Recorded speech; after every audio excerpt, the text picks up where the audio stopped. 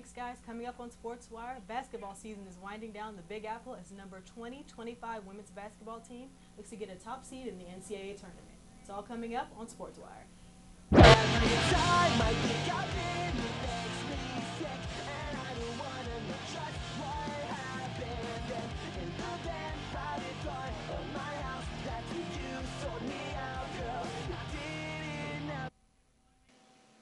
Welcome to Sportswire. I'm Ashley Bader-Michelle alongside Mike Rosillo. Let's tip things off with women's basketball. The women's Johnnies are on a 6-game winning streak and have won the last 12 out of their last 14 games. That's right, Ashley, and not only have they been on fire, but they beat the UConn Huskies, snapping their 99-game home court win streak. And let's bring our new addition to the WRED Sportswire family with basketball correspondent Kirsty Clemmy. And Kirsty, how exactly did they pull off the victory on the road? The entire game was a back-and-forth battle, neither able to build more than a 4-point lead in the second half. Trailing 34-32 at the half, UConn rallied to take a 42-39 lead with 14 minutes left. From there, the two teams traded points over the next 13 minutes. It was at that point that the Lady Johnnies out-hustled the Huskies. Trailing by 2 with 16 seconds left, junior point guard Nadira McCanneth drove the lane and passed the ball to Smith, who hit the three to give the Red Storm a 1-point lead. The Huskies had one final chance to win the game, but Bria Hartley's three-point attempt was short. This was the Huskies' first home loss to an unranked opponent in 261 games since March 17, 1993, when Louisville defeated the Huskies in the NCAA tournament, making this win much more glorious for the Johnnies. Was this the longest winning streak? UConn set the overall women's record in November by beating Dayton and passing Division III Rust College, which won 88 straight games at home from 1982 to 89. All but 2 of those wins during UConn's streak have come by double digits. Now note that Wayland Baptist University women's basketball team had a winning streak of 131 games, which began in November of 1953 and ended in March of 1958. But the NCAA did not begin to organize women's sports until 1981. Stanford now has the longest active streak at 76 games, which includes last year's win that snapped UConn's record 90-game overall winning streak. Shifting gears to men's basketball, the Johnnies struggle with 4 straight losses. That's right, Ashley. They lost to then number 2 Syracuse, Cincinnati, number 12 Georgetown, and Seton Hall. I might add that all those games came by a double-digit margin. And however, the team is now winners of 2 straight games, with a streak going up against UCLA and DePaul. It's nice to see the Johnnies gain some momentum and confidence going into the Garden, where they will be playing number 20 Notre Dame this Saturday at 12 noon Eastern Standard Central Time. We now bring back in Kirsty. And how have the Johnnies tried some things new, but has it really been the work of the scheduling gods, or has it been more of the significant playing of easy opponents? Actually, it's a little bit of both, Mike. UCLA and DePaul are very good teams, but they do not compare to Syracuse and Georgetown. Syracuse is the 5th winningest men's Division I basketball team of all time and holds the NCAA record of 40 consecutive winning seasons.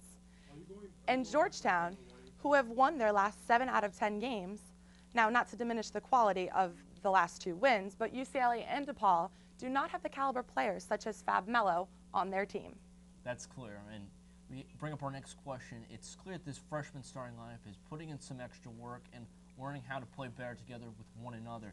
Do you think that the camaraderie will continue into the next game and possibly into next season?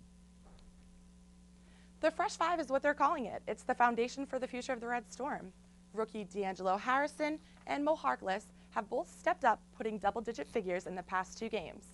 Harrison now has 479 first-year points, and Harkless not far behind him with 438 points. Harrison is only 21 points away from tying Eric Barkley, who holds the school record and had 500 points his rookie year in 1988 and 89. But to answer your question, Mike, this will definitely continue in the next season. All of the players will learn how to better play with one another as a team, and that will only help the incoming freshmen, as St. John's is expected to bring one of the top recruiting classes in once again. Thank you, Kirsty, and welcome to the Eye of the Storm family, and we'll see you next time to continue great work. And now, let's throw things over to men's lacrosse. Last year's men's team had a rough year, finishing at a record of 4-10. Well, I think one thing we need to realize is that a lot of players did not have much playing time before they played last season. As we know, being able to play well with each other takes time, and I believe that this year the team will be that much better. More on the topic, we're joined by our John Soldusky, who's here to talk about a little bit more what we can expect this season. We can expect a lot of big things from lacrosse team this season. Several players are returning and know what to expect from the competition. Lax goalie Jeff Lohman is now a junior and has plenty of experience. He had 177 saves last season. That's 12.6 per game. Good for second in the nation, only behind Austin Cott from Penn State, who had 191 saves and averaged 13.64 saves a game.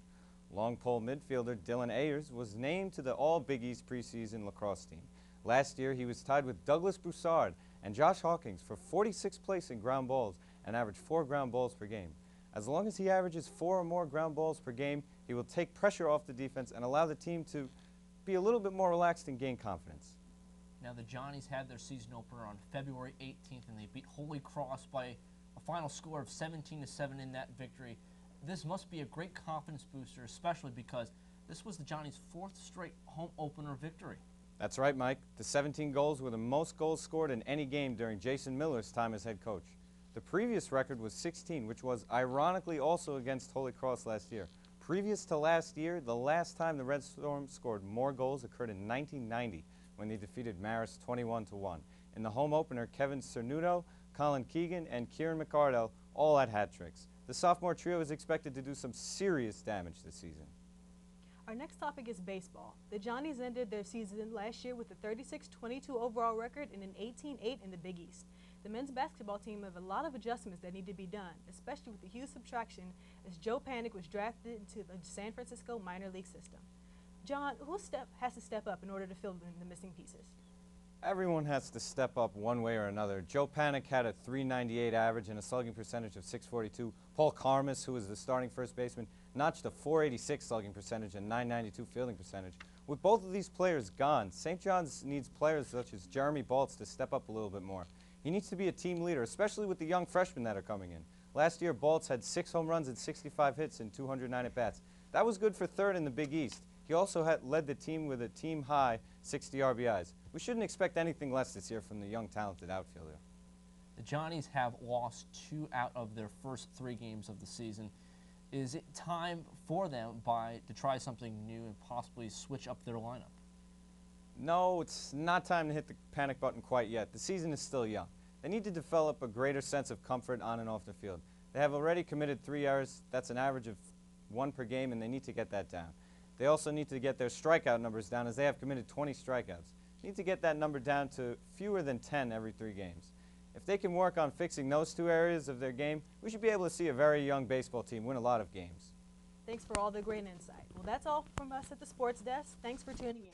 If you'd like more information on Red Storm Athletics, please dial 1-888-GO-STORM or visit www.redstormsports.com for tickets, schedules, and updates on all your favorite players.